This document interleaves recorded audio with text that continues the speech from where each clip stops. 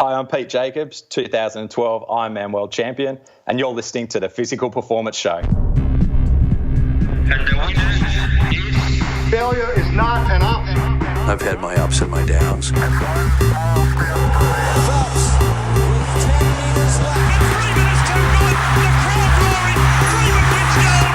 I think it's an absolutely breakthrough experience. Welcome to the Physical Performance Show, the show designed to inspire the pursuit of your physical best performance. I'm your host, Brad Beer. Listen in as we delve into how the world's top physical performers achieve their success, as well as the highs, the lows, and the journey of getting there. Let's get ready, set, let's go.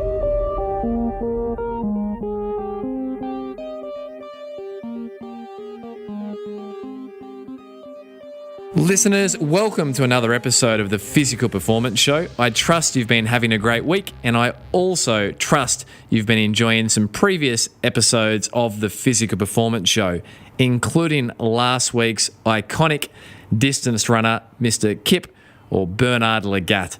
Bernard, 5 times Olympian in Rio at 41 years of age, an Olympic medalist twice over in the 1500 metres, bronze and silver, and a double world champion in 2007 in the 1500 metres and 5000 metres. So Bernard Lagat, if you're a runner or anyone that's into physical performance and into longevity, then please jump back and check out episode 77, Bernard Lagat. Listeners, this show, as always, is brought to you by Pogo Physio. We exist to help you perform at your physical best, and we do this through our industry-first, unlimited access, fixed fee, finish line programs. They run across 2, 6, or 12 weeks, and they allow our patients to get access to the best care possible through unlimited access and state-of-the-art rehabilitation equipment. If you're interested in finding out more about the Finish Line programs, our Discover Recover sessions, or our wellness boosters, be sure to jump over to pogophysio.com.au. And our Finish Line programs and other services will be coming to a practice near you through our Pogo Partners program. Listeners, before we start today's show, a quick little update. Today's episode is featuring Peter Jacobs, 2012 World Ironman Triathlon Champion, which is an order change from my announcement last week at the end of Luca Torini's episode. I mentioned that this week we'd be featuring Luke Matthews, Australian track runner, 800 and 1500 metres, an Olympian. Instead, we're featuring Peter.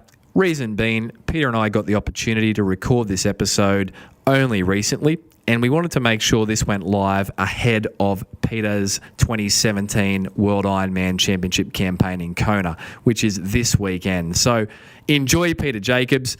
You Luke lovers out there, Luke Matthews will be featuring on next week's episode, so be sure to tune back in for that one. The 2012 Ironman World Champion is on his way. Come on, get louder. He's home. Running by the past champion,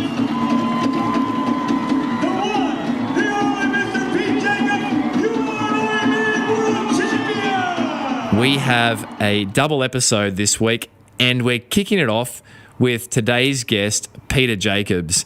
Pete Jacobs is just weeks away from the 27 Hawaii Ironman Championship, and Pete's career is extensive. His bio has had the highs and the lows, as is so typical of any athlete's journey. Pete's greatest high is obviously the 2012 World Ironman Kona Championship, where he won by a very comfortable 5-minute margin. We talk about that in today's episode. Pete got into triathlon at the age of 18 and has had multiple podiums throughout the world in Ironman triathlon, but the greatest being the crowning glory of the 2012 victory. Off the back of 2012, Pete has really ridden some lows, trying to understand what was limiting some of his performance and his training ability, and we dive deep into that today on the Physical Performance Show. We also cover philosophies of training. We cover MAF training. We talk about low carb, high fat diet. We talk about volume of training. We touch on body maintenance, there's just so much in this interview, and you're going to really enjoy it. Pete's articulate, he's intelligent, and he's very, very calculated around how he seeks to get the best and most out of his performance. So let's jump straight in with today's guest. Peter is just 1 week out from his 2017 Hawaii Ironman campaign. So let's jump in and find out how Pete's been tracking.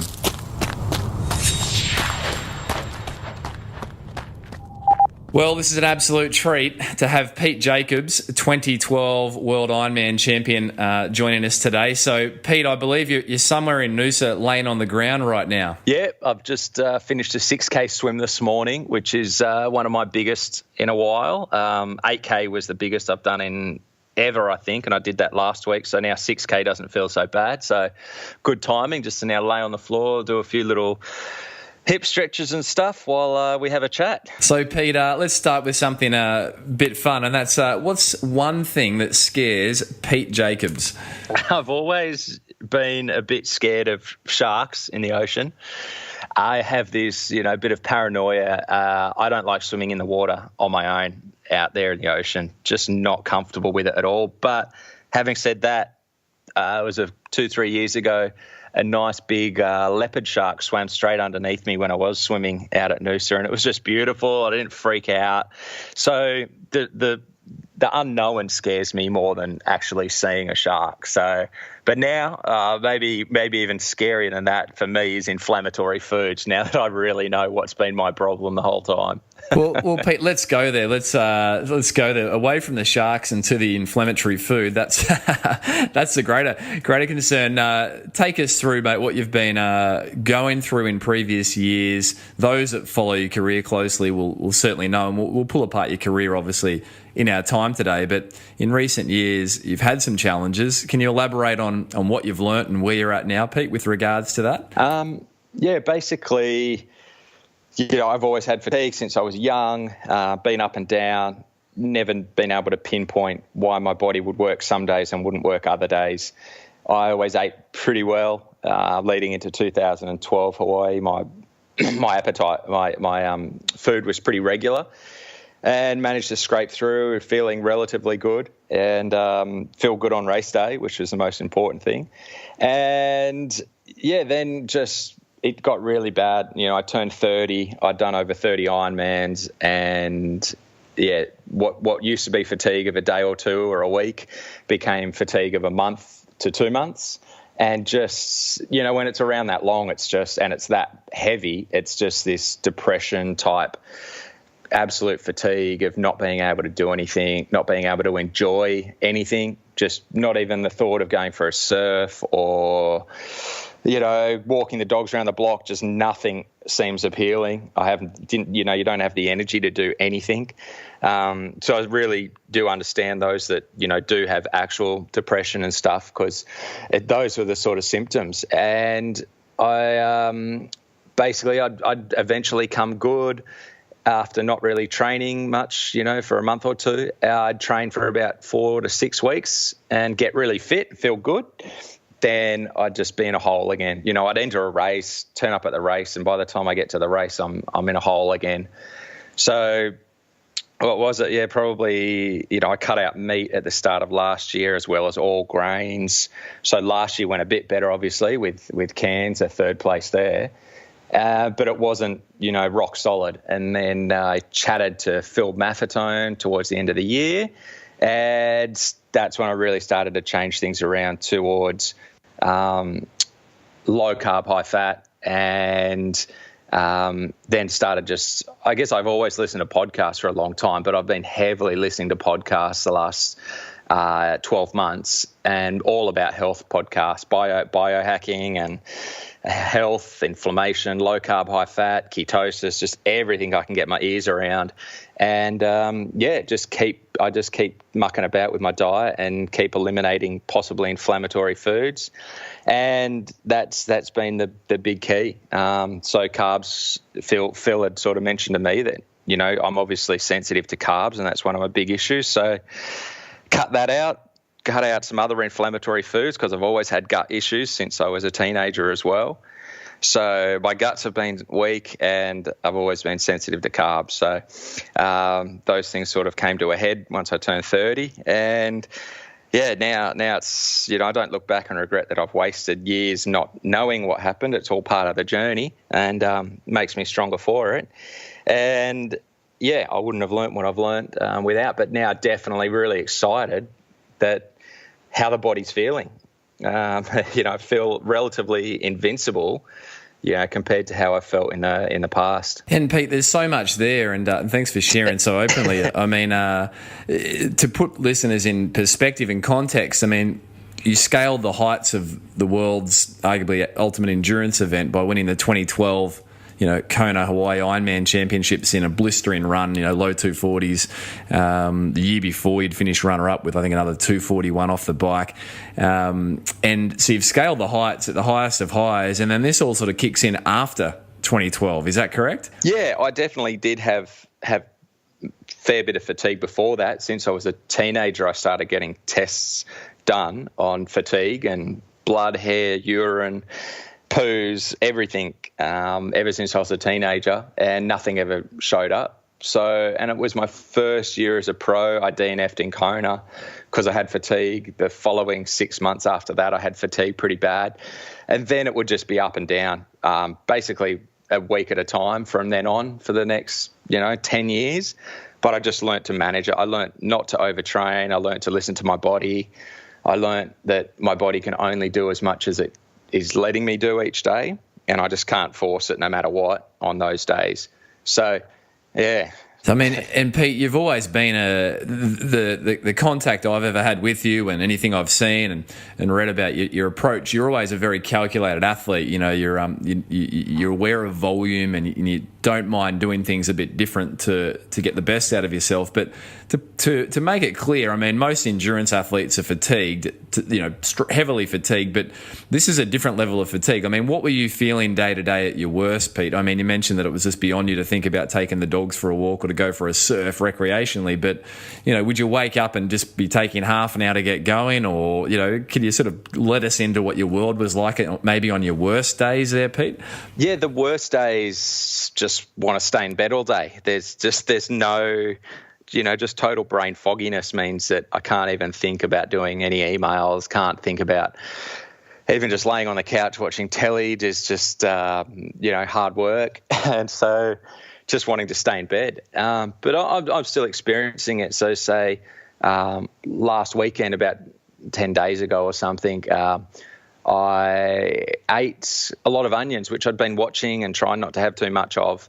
But I had some in a liver pate, and the next 2 days I was just flat. And that flat feeling while I'm in the middle of my Kona prep and feeling amazing every other day, I went out on the bike on Saturday morning and my heart rate just cannot get up. Like, I physically and mentally cannot get my heart rate up. Nothing's firing. Like, the little neurons are just not working together. So other days I'll go out on the bike and my heart rate will be 120 easily within, 5 minutes, and it feels great and easy. And then I get it up to my MAF at 145. But yeah, last weekend, just could not get my heart rate up.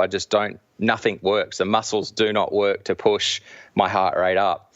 So it's a really strange feeling to have that sort of fatigue, but I'm so aware of it. I rolled around the block for 20 minutes, came back home and, just started to look after myself. The next day I tried again, went out 40 minutes on the bike, didn't really work. So that was about it, and had a jog in the afternoon and an ocean swim another day, just a real easy ocean swim with a couple of mates.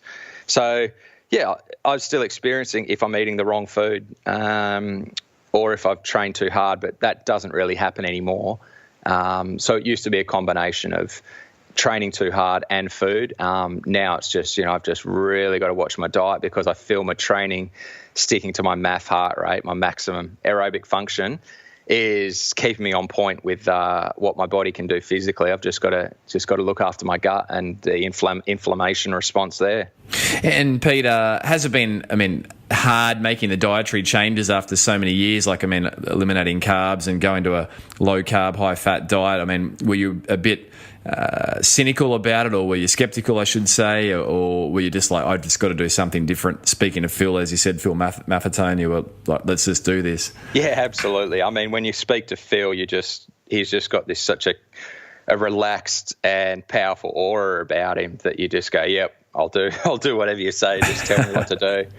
But I've always been really open to into food and different ways of fueling and that kind of stuff. And I've over probably the last 3 years or 4 or 5 years have been listening to other podcasts that talk about reducing the carb intake in racing. And so probably 4 or 5 years that I've been actually dropping the amount that I've believed I needed in racing and therefore in training.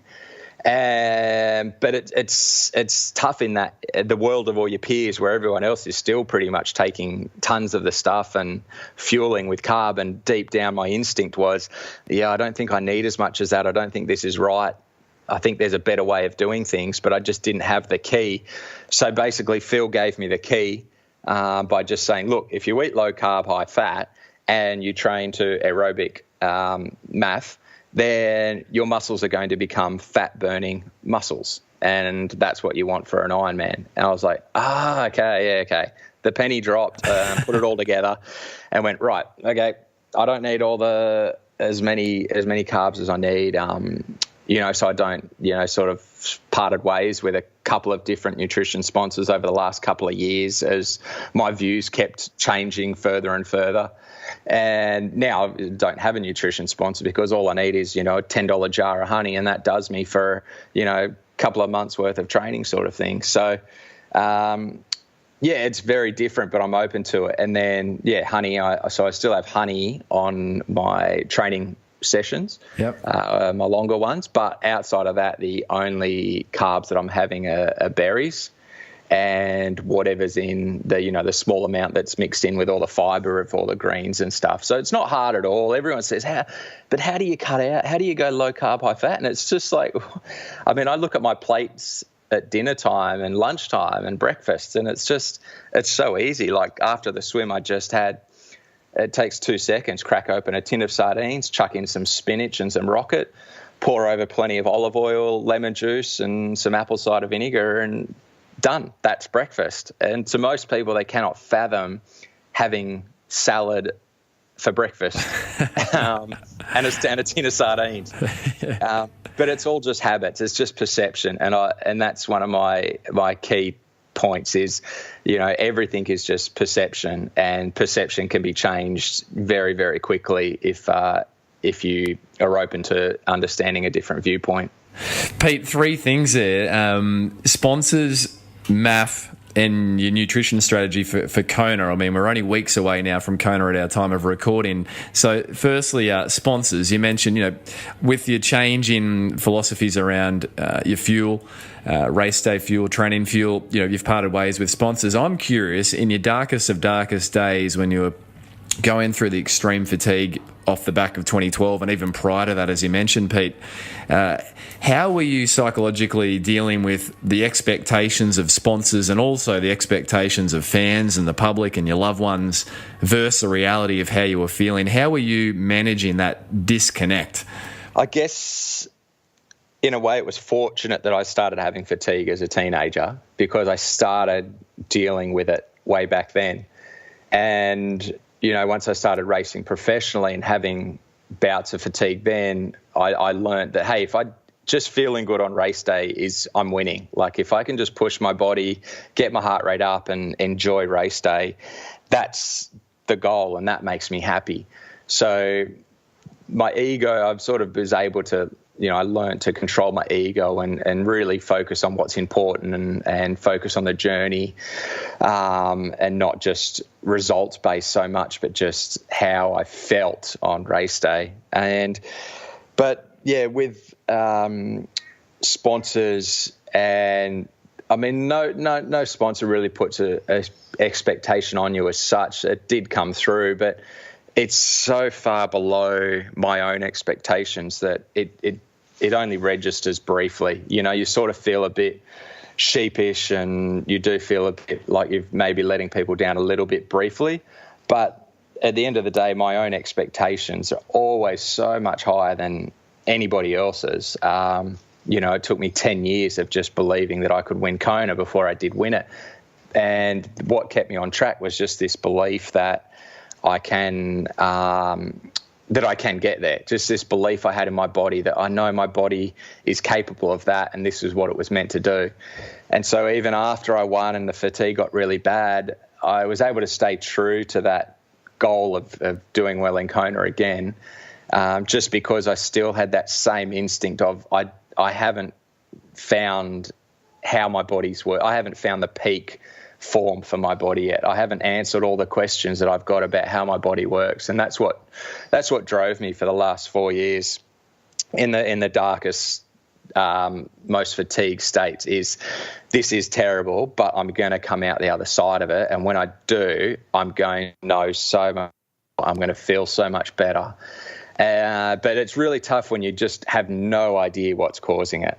You know, yeah, that was really tough. Just no idea, and it just certainly made Jamie quite frustrated with me because I wasn't a very happy human to be around. I was pretty just tired and miserable and cranky, and B, she, you know, can't see how this is going to get better, and where's the money going to come from, and where's my joy of life going to come from if I can't get back into racing at the top level. But yeah, that's the same thing. So I was getting it from many places, but it still came down to that instinct that inside of me that there is a way that I can figure out how to get my body to perform at an incredible level. And that's just what still drives me. Mate, so much there. I mean, that clarity of it's similar analogous in my world as a physiotherapist. People can really struggle for years with, you know, what's causing things. And as soon as there's clarity and a clear diagnosis and an understanding of what's going on, those clouds of, you know, doubt, anxiety, fear, pressure, you know, depression can just lift with clarity. It's so important, isn't it? Yeah, definitely. And it's definitely, I think anyone that's been through some really tough times learns a really good perspective on whose opinions matter. And how to deal with people who might be saying, you know, oh, that you shouldn't be doing that, or that's not going to work, or telling them that they've got a certain diagnosis that they know isn't really right. But it can take a long time. You know, I'm sure you've had people come to you where someone else has told them this is what's wrong with you and you're just going to have to deal with it the rest of your life. But deep down, you know, no, I know that there's a way out of this. I know it. And so that's the sort of things that you learn from being in the really low spots, that you can manage other people's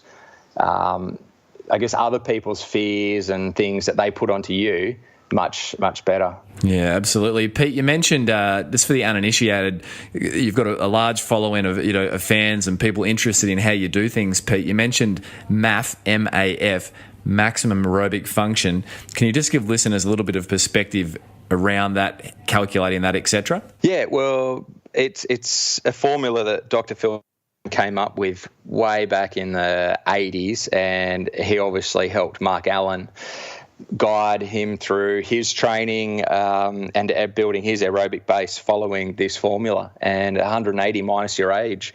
And it's that simple. If you've had a few illnesses and injury and your health is really bad, you might need to minus another 5.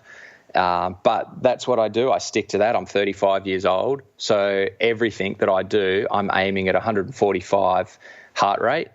When I hit hills, it will creep up a little bit. I'll hit some short rolling hills and I'll do like a 7-second maximum effort to get over them. And then I'll let my heart rate recover on the downhill and then get back into 145. Or I go over the hill at 145 and just keep the pressure on the whole time. So I'm not doing any hard efforts. I'm not going near threshold.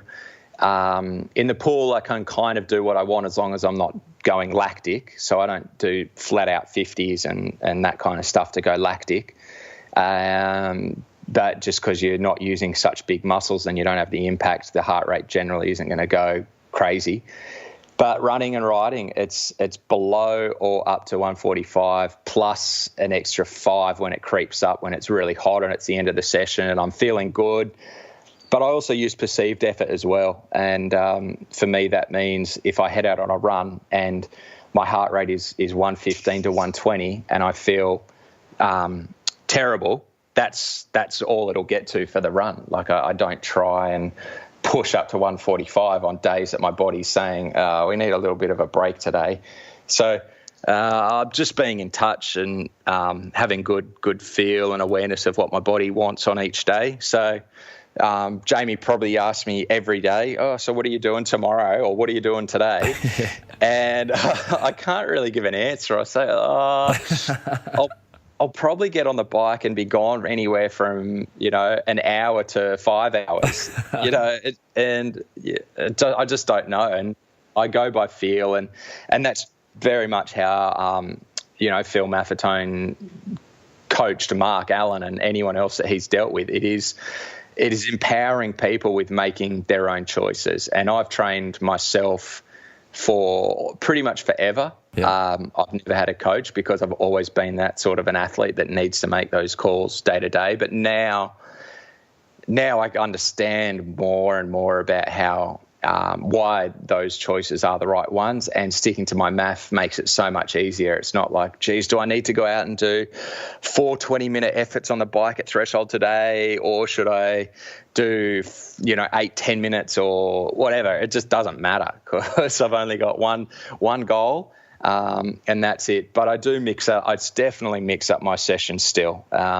Some days I'll sit on the wind trainer for 4 hours just because my legs are a bit tired and I don't want those small increases in heart rate and effort over hills.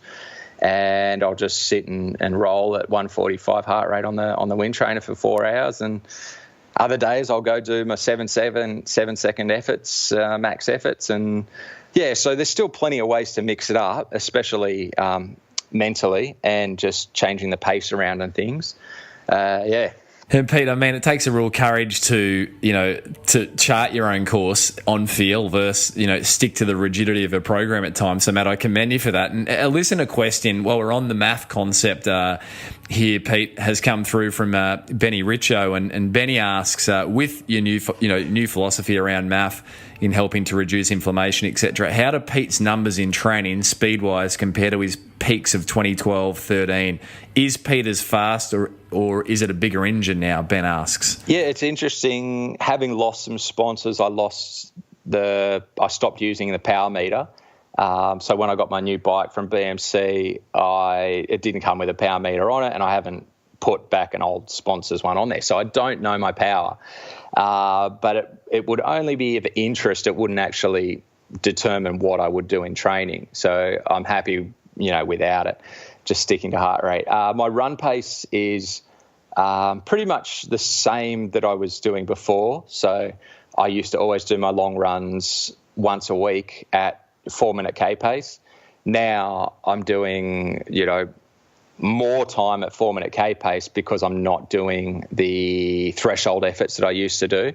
So I'm not touching those high ends that I used to do before 2012, but I'm also a lot further away from risking any injury or things like that.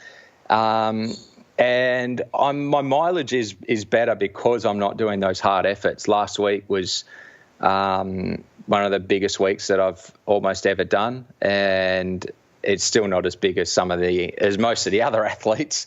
But just because I'm not doing those high intense efforts, I'm more comfortable now that I've really built this big aerobic base that I've been doing for all year. I've been doing it for about 8 months, low carb, high fat diet, plus the aerobic MAF training.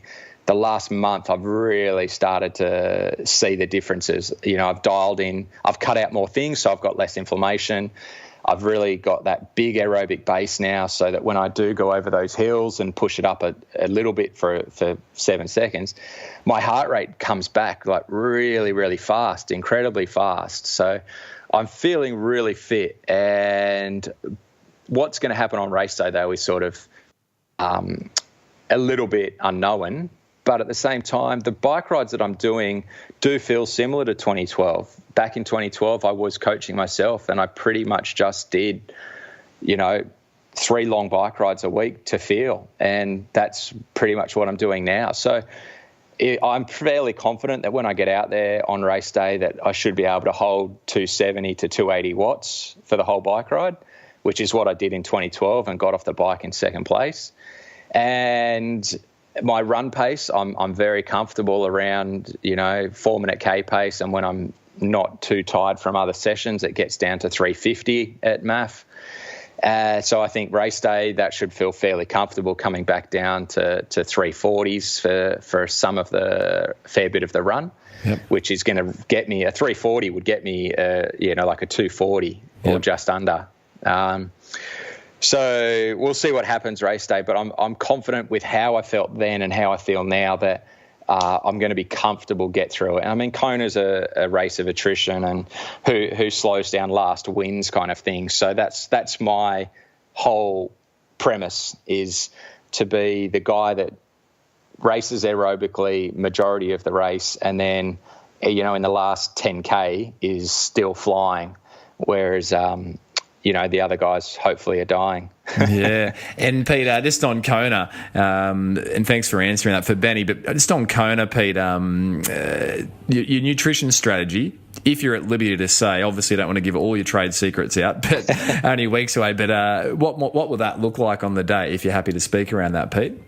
Yeah, I'm happy to share all my secrets because, I mean, people out there are thinking it's a lot more confusing than it is. They're spending more money than they need to. And the biggest issue on race day is people having too many carbohydrates and blocking up their guts. It's not because they bonked because they ran out of carbs. That happens to a very small amount of people. But most people that have issues on race day, it's because they ate too much and their guts blocked up. So, yeah, very happy to share the secrets to avoiding that, which basically is to train your body to burn more fat and not need as much carbohydrates, and also to use honey, which is it's the most digestible carbohydrate. It's a combination of fructose and glucose. It's natural. It's in its natural state. It's incredibly easy to digest. And I just mix that with water as per Dr. Maffetone's suggestions, and you make it up at about 6 to 8% with some salt in there as well. And, yeah, you can't really go wrong. So there you go, listeners. And if you haven't maybe tried this yet and you're a few weeks out from Kona, then be cautious with making too many radical changes this late into the prep. But Pete, thanks for sharing. And in terms of Kona, on a happy day, mate, 2012, that historic victory, what was going through your head as you ran across or down Ali Drive there to get that win by, an incredible margin of 5 minutes with the third fastest splits evenly, I think, across all legs that day? It was a remarkably calculated and well-executed performance. What was going through your head, Pete, as you were running down towards the finish line? I was very lucky that from about halfway when Voenacker pulled out and blew up, had a 5-minute lead from halfway and knew I just had to jog home and get there in one piece. So I had time to enjoy it over the last sort of 5K. I could really be like, wow, I've got this, and just complete elation of a dream come true. And it was, it's like Christmas Day, but, when you're a kid, but 1,000 times better sort of thing.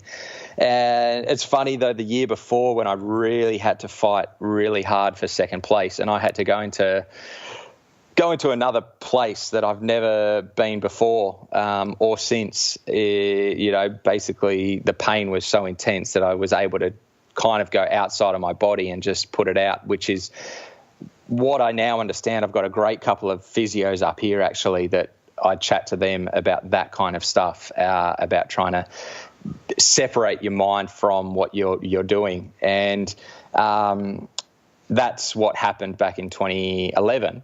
When I had to race against Rayla in the last 10K for second place. So that was a much more emotional victory because I'd had to go so deep and, such an experience. But yeah, to win in 2012 was obviously just incredibly, just a huge highlight, and something that I'd thought about for 10 years, but it wasn't until I got second the year before that I switched my mindset from not just thinking, oh, okay, I believe that one day I can win Kona and that's my destiny.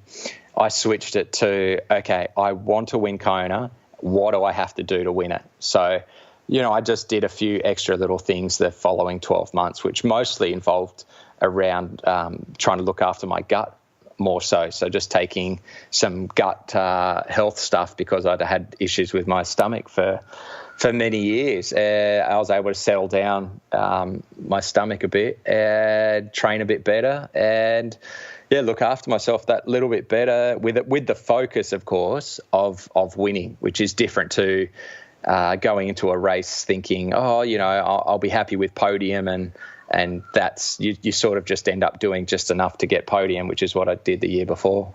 And you said something fascinating there, Pete, about that separating yourself from your mind and what you're doing. What are the mechanics of that? I first learned a bit about that when I went to a guy, Ken Ware, which some people would have heard about, who helped John McLean walk again. And it's about learning to basically effort without effort, or you're not fully in your body, like you're not aware of what you're doing so much. You're more focusing on a noise, or you're focusing on the feeling of being like not in the race, not in that position. So you imagine that you're already at home on the couch, totally relaxed. So you're not focusing on any one spot on the body. You're in this complete different sort of headspace. So you might be I might be focusing this year, I'll be focusing on the ground underneath me, which is a tip I picked up the other week. So I'm focusing on the impact of my foot on the ground, but where that energy is being dispersed in the ground. So I'm actually focusing on the ground 2 foot below my foot. Does that make sense? So I'm imagining the energy dissipating through the ground rather than focusing on my leg, which is landing on the ground. So just focusing on things other than what my body is doing is helping to separate. And Pete, and that's, I think it's making me think of the current running technique research is around external cueing versus internal cueing. So if we're working with a runner trying to make some modifications to help their injury risk, Pete, or potentially the rehabilitation process, we could cue a runner to say, well, run with your bottom tucked under, which is an internal cue. But if we say, I want you to run like you've got Velcro on the outside of your leg sticking to the wall beside you, that's an external cue. And so there's actually better validated research for external cues in technique correction versus internal cues. So I think that's probably some parallels with what you've just shared there, Pete, taking it out of your body and putting it, almost external. So yeah, definitely. And the physios that I work with here, it's funny, it's all coming back to some of the stuff that I learned from Ken Ware and the tremor therapy. I'm now doing in day-to-day in my training, but also in my rehab mobility stuff, which is it's not stretching. You're just doing movements to get movement through a certain area. But the more you focus on the area that you're trying to get the movement in, the less benefit there is, because you're then you're not moving another area. So say I'm doing a bit of a hip flexor movement. If I'm thinking about the hip flexor, then I'm no longer relaxed in my shoulder or in my ankle. You know what I mean? So it's they're talking a lot about how the neural connection to all the fascia needs to be a completely free and open chain to get the complete benefit of all the body working together as this system. So does that make sense a bit as well? If you focus on one spot, you're not going to get the full benefit of the rehab as if you just relax the mind and don't even acknowledge that you're moving the hip. It's just a rhythm sort of movement. Yeah. And Pete, I mean, and neurophysics is a huge area, but I think for the listeners' take home, it's around this, movement grooves. I often liken it to a vinyl record, and we've got you've got the needle in a groove, and that's a movement pattern. Yet rehabilitation sometimes requires jumping over to the next groove of moving, and that doesn't necessarily need intense focus. It can just happen with slight subtle, corrections and cueing and different things. So mate, so much there, Pete. As a young boy, my understanding is your mum, Jenny, if I'm correct, got you into, or maybe didn't drag you along to triathlon, but you were largely influenced by your mum. I want to go back to then go forwards to a performance round. So, Pete, what were your origins? What was your origin like in triathlon, and maybe your first triathlon? Can you remember that one? Well, I was doing surf lifesaving, and then probably when I was mid-teens, started doing a triathlon, maybe just one or two a year at the local club ones down at Warringah in Sydney, which Mum was doing. Mum got into tries in her mid-30s. And, she did pretty good at it. She took up swimming, became a good swimmer, still swims well. And that was probably the first ones, just little local club ones. And it wasn't until I turned 18, I left school when started my landscape apprenticeship, where basically with my first year's salary, I bought my first bike and started doing some long bike rides with some older Ironman athletes, guys that were in their 40s and 50s. They took me around. And, I was very lucky to have that sort of a support crew back then to get me into long course triathlon. And once I got into long course triathlon, I was just hooked and was like, yep, this is what I love. This is what I think I'm naturally fitted to. And it proved true. And those guys that took you around under their wing, on those long rides on the bike, are you still in contact with them? I mean, they must think that's a blast that, this young guy who spent his salary to get his first bike's gone on to become a world champion. I haven't spoken to them in ages. We've moved up to Noosa about 5 years ago, and but I definitely do think about those guys quite a bit. And they're not in Ironman anymore. They've moved on to other things and other sports. But it was amazing sort of to be dragged around and learn that from the very start, that camaraderie of, they were taking me on my first long ride, and they waited for me, and they were like, no, we're not going to leave anyone behind. And it was probably not too long before they were sort of, struggling to keep up with me a little bit. And then the tables turned a bit. And, they definitely helped me with my nutrition ideas early on, getting me through that, my training plans and all of that stuff, which, my first Ironman when I was 20 years old still remains one of the easiest Ironmans that I've ever done. And I went round in 9.5 hours and nailed my goals. So, there's a lot to be said for just going into it very relaxed. I didn't overtrain.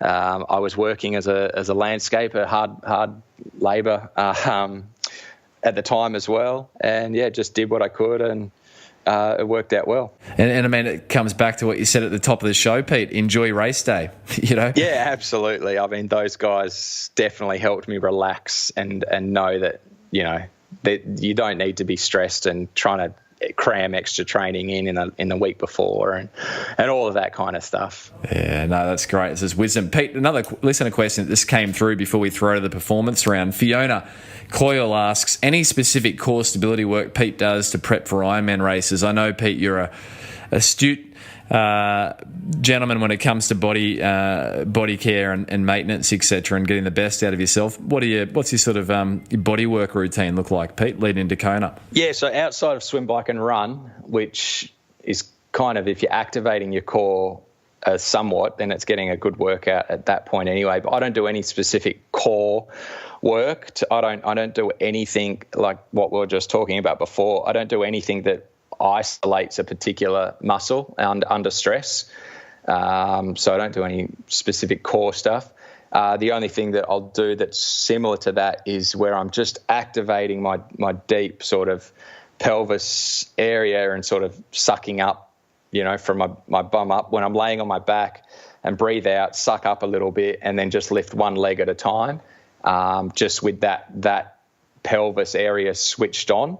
So that's as intense as my specific core work gets. And so and then anything stretching related or through the week, anything else? So at the moment I'm seeing the two physios, once each a week. So one of those is much more mobility, so fascia mobility. So it's kind of like dynamic stretching movements, and kind of like Tai Chi movements, but with specific purposes of getting a certain movement if I'm not twisting a certain way, if I'm a bit locked up in my thoracic, or if my, certain areas are a bit locked up. We'll do some things that help release a certain area, but certainly it's only ever gentle, and it's not working on the area that appears tight. So say it's my right side of my ribs or something that aren't moving very well, we might focus on my left calf if that's what they see is holding me back. And, because the whole system's connected, it's just compensation for a different area. So I'll do those sort of movements once a week, and then the other time I'm seeing the other physio. Robin Kerr, where Jamie works, and as a health life coach at the moment, she's has an office in there, and Robin Kerr works in there, and she's a little bit more hands-on at the moment. And again, different sort of stuff we're doing. We're sort of pulling the skin to just get those neural skin fascia movements. And then just a little bit of hands-on stuff to get in some tight areas around my pelvis, just to get a bit of movement through some tight muscles in there. But generally, it's all very, very light work. It's all very light movement that most people would think, this is BS, this isn't doing anything to me. But when you stand up and then go for a walk after a certain movement or after a bit of treatment, you're like, wow, everything is just working. And so I'm doing a fair bit of that. So I see two people each week at the moment, as well as I'm doing some of those all those mobility movements, which are Ian O'Dwyer, and he's been around, he's hung out with Paul Check several years ago and been around a long time as well at a very high level. And he's the one that gives me all the mobility movements and stuff. So I do that day to day as well at home for my rehab.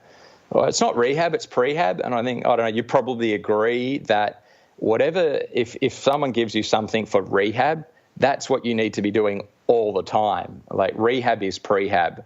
There shouldn't be a big difference between what you're doing once you get an injury compared to what you're doing to prevent injury. Yeah, and I think, Pete, there's those contributing factors to injury often are those, as you say, the factors that athletes, to get the best out of themselves, need to be vigilant with, all season round. So I agree, Pete. Pete, a performance round. You ready for some rapid fire? This is your next threshold session for the day. You ready? Yeah. Training session you most dislike? I am at the moment enjoying everything, because everything's just everything's at the same sort of level. I'm feeling good with everything, and what would it be? Yeah, I don't have anything that I dislike anymore, because I don't do any of those horrible things like thresholds and, lactic work and that kind of painful stuff. It's great. Easy. Well answered. Training session you most love, Pete? My long run has always been my staple. Every Sunday I used to just nail it. I don't know how it worked, but I used to always feel good every Sunday, and I've just gotten that back again. It's been about a 4-year hiatus, but to feel good on a long run where the legs don't even feel like they're doing anything, like there's no work, there's no effort, and you're still floating along at 4-minute K pace or so, that's an amazing feeling. Pre-race meal, Pete. What's your favourite? What's your routine pre-race meal? Oh, I haven't raced in 12 months, so it's changed a lot. It's probably going to be similar to what I just had for breakfast. Probably a tin of sardines, olive oil, but I won't have raw salad. I would have some cooked greens, like some cooked spinach or broccoli, that kind of stuff. Bedtime, morning time, Pete, what's that look like for you? I'm trying to do a bit of biohacking at the moment. I've got my glasses that cut out some blue light before bed if I'm up a bit later than I should be. But if I'd like to head to bed by 8, I like to turn the telly off at 7:30 if it's on. But that does not always happen, that's for sure. But I'm going to be really diligent the next month leading into Kona. And so let's say telly off at 7:30, bed around 8 o'clock, and waking up. If I'm on that sort of schedule, then I generally wake up feeling pretty good at 5 a.m. Yeah, brilliant. Pete, athlete you most admire, who is it and why? Yeah, I mentioned him before, probably John McLean. I know him really well as a mate for over 10 years. And I'd read his books, and he's the sort of trigger that changed things. I'd read his book, and he's always been so focused on his goal, and he does everything that he can to get that goal in an incredible focus. So his book, he talked about how focused he was on the win, and when he got silver at, I think it was the Beijing Paralympics by split second in rowing, one of the many sports that he's competed at an elite level at, he was completely upset because he's so driven for the win. And when I asked him how this is just the week of Kona in 2011, I said, John, how do you get that mindset? I've been thinking about podium and I can't just switch it on. And he's like, no, you'll just have to, 12 months and you'll be right. And sure enough, I had a good result. I got second, and then I just channeled John and focused for the next 12 months on purely the goal, and everything just fell into place. Brilliant. And listeners, we'll tag up the John McLean Foundation and in the show notes. So Pete's a keen ambassador and obviously friend of John's and an amazing athlete. Toughest competitor you've ever raced, Pete, who would that be? Geez, I wish I'd raced enough that I had regular competitors. Unfortunately, the Ironman World, you don't really race the same people very often because you only race a couple of times a year. And I haven't raced a lot of 70.3s in a while. And toughest competitor, I don't know, but I certainly, anytime Chris McCormack was on the line, I was, pretty respectful and a bit in awe of him. And that was a while ago when I was a younger fella. But, definitely enjoyed it. Enjoyed being around his energy as well as towing the start line against him. Yeah, absolutely. And listeners, jump back over in the archives and find that Chris McCormack episode. Pete, is there a mantra that you use or regularly have going through your head when you're racing? I mean, in talking today, it sounds like it can often be changing, but is there any one thing that you've used over your years with your best events, best races? Well, most people probably have seen or heard my finish line speech from just after I crossed the line in 2012. And the mantra then was all about love and, loving the sport, loving what I do, loving my friends and family and supporters, loving the haters, and just generally using the word love to get rid of any doubt and fears and any, worry. So I definitely used love back then, and now that I'm where I'm at, and I'm just so grateful that I've got my health back. Definitely just sort of gratitude and love is pretty much my mantra again, going back into Kona this year. And just on top of that, I don't have any goals going to Kona this year other than that I'm just want to be healthy on race day and give it everything that I've got. Pete, one word to describe your racing style. My racing style would be, I think in the past I've probably just given it everything. I've, one word, just probably all in, just as 2 words, but all in. Like I've often felt that I can often swim flat out, and then give it everything on the bike, and then it's like a whole different race when I start the run. Like it's a different set of muscles, and I generally used to be able to feel I could switch between them really well. So I wouldn't sort of hold back on the bike to save for the run. I would give everything on the bike, and then just feel good on the run. If I was fit enough, I would feel good on the run anyway. But this year, I think I'll be a bit more calculated this year. I won't be certainly going all in, going in breakaways like I did in 2012 on the bike and trying to lead the charge there, I'll definitely be a bit more calculated and a bit more conservative. And I mean, we're all eagerly anticipating it, Pete, come the start line of 2017 Kona. Pete, final few questions in the performance round. How would you describe being in the zone? The zone, I would describe it that you don't feel anything. There's no feeling. There's no thought. There's no feeling. It's just listening to the sound of your breathing. It's listening to the sound of the wind.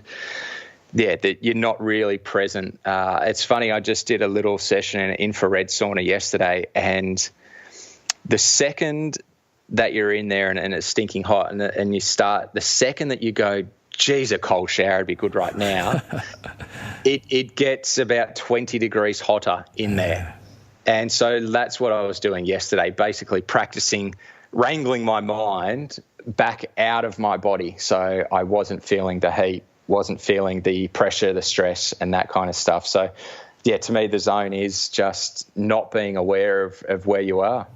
Pete, and my next question is normally, when was the last time you're in the zone? You've beautifully answered that already. So in yesterday's infrared sauna session, Pete, yeah, that would be the last time. Yeah. Or maybe this morning's 6K swim probably as well. But a little bit. Yeah. Every session now, between now, it's the last month. Pretty much every session is practicing getting in the zone. Yeah, beautiful, Pete. If you could boil down everything you've learnt, and you have certainly been through the highs and the lows as any athlete, but you've certainly had big magnitudes of that, Pete. But if you could boil everything that you've ever learnt into one solitary bit of advice for listeners out there looking to perform at their best, Pete, across a multitude of sporting endeavours, what would Pete Jacobs' one bit of advice be?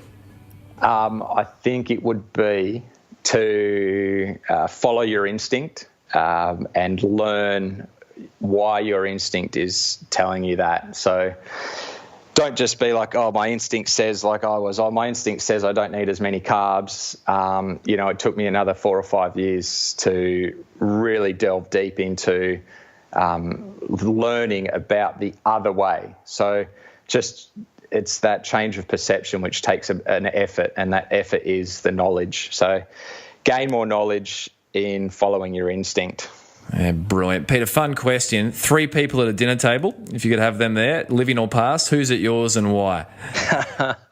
John McClane, yeah, again. He's an incredible, very funny bloke, as well as just incredibly motivating and powerful speaker, and really cuts through. It's incredible. He asks the questions that you need to ask yourself at the time, like nobody else, and just cuts straight through. John McClane. Who else would be there?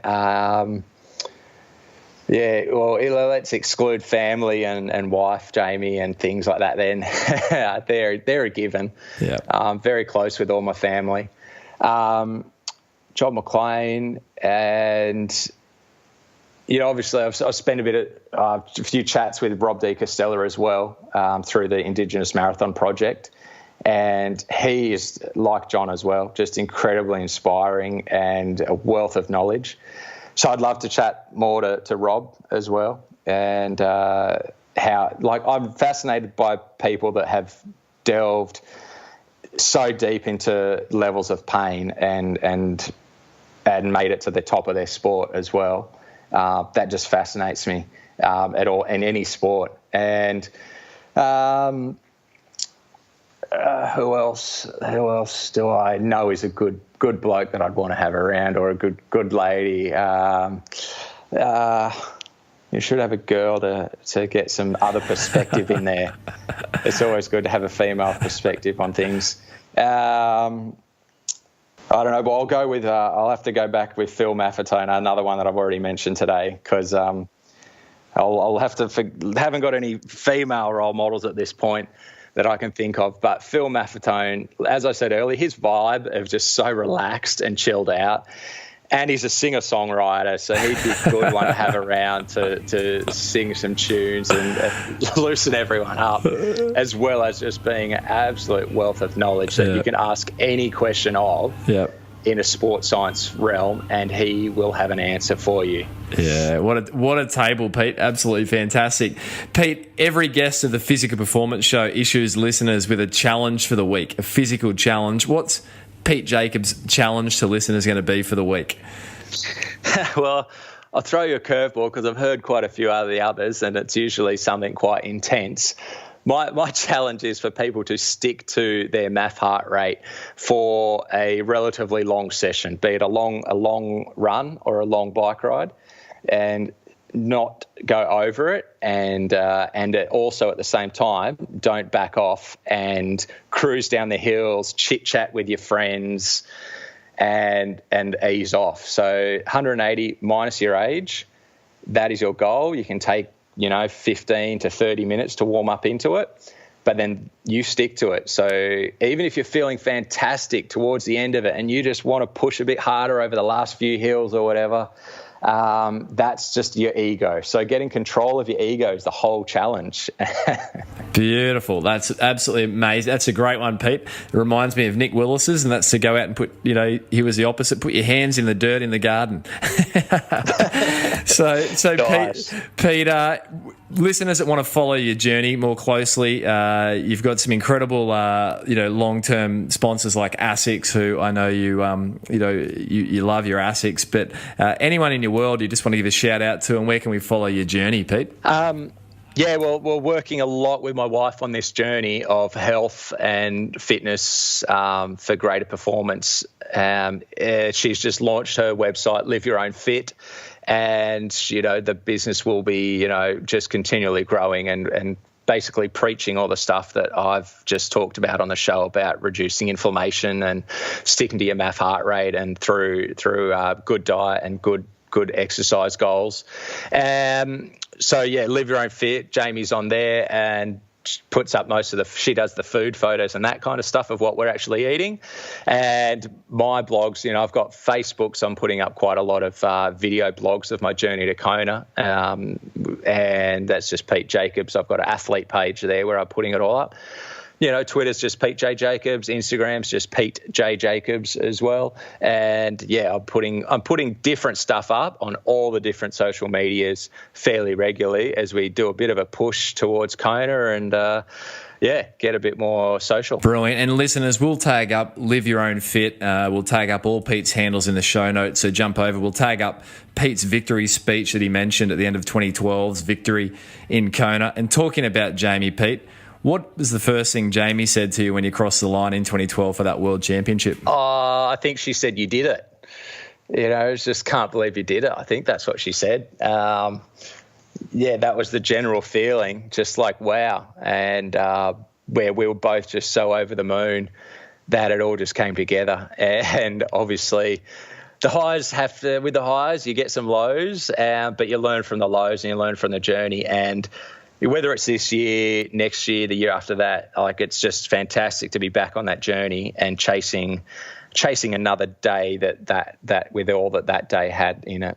Yeah, Pete, brilliant. Mate, you are one articulate, intelligent and inspiring athlete. So certainly on behalf of myself, the listeners, we wish you all the best for these final few weeks leading into the 2017 edition of the World Ironman Championships. And mate, we just wish you all the very best. Thank you very much, Brad. Great to chat. I know I've still got a ton to learn, but, at least I'm remaining open. Oh, mate, how beautiful. Hey, Peter, finally, tag an athlete. Who do you want to tag for the Physical Performance Show?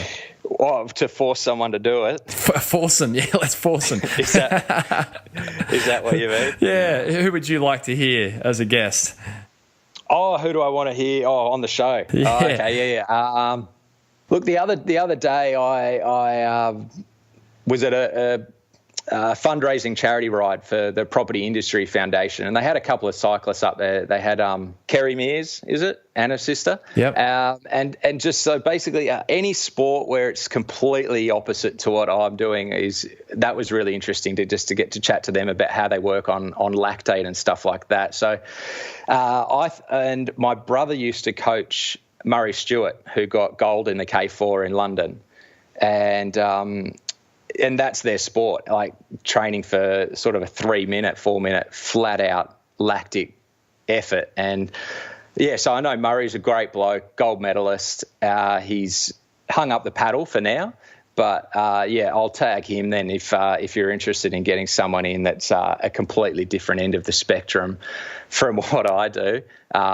Yeah, he's a fascinating story. If these guys that do it for no money and have to work full time at the same time, and then can still get in there and make a gold, get a gold medal. And my brother had part to do with that as his coach as well, so that was pretty cool too. So brilliant. Well, this is all about physical performance, irrespective of the endeavour. So Pete, once again, mate, you're a true gentleman, and thank you. Thank you. Cheers. Thanks very much.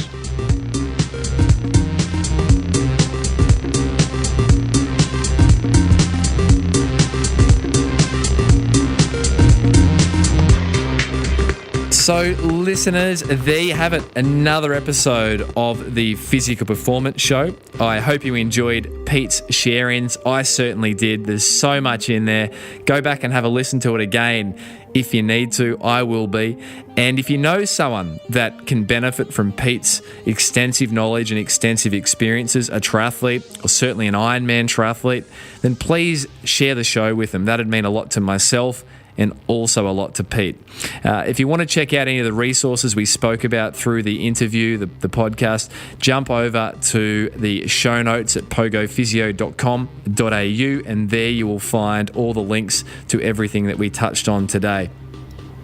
Massive thank you to the good folk who make this show possible, and that is Daryl Misson, audio engineer, and also Sophie Walker on the administration of the program. If you're into running and jogging, and I believe you may be listening to today's episode, be sure to check out my Amazon running and jogging bestseller, You Can Run Pain Free. It's available across all mediums, audiobooks, iBooks, obviously the printed version through pogophysio.com.au or Amazon, which distributes worldwide.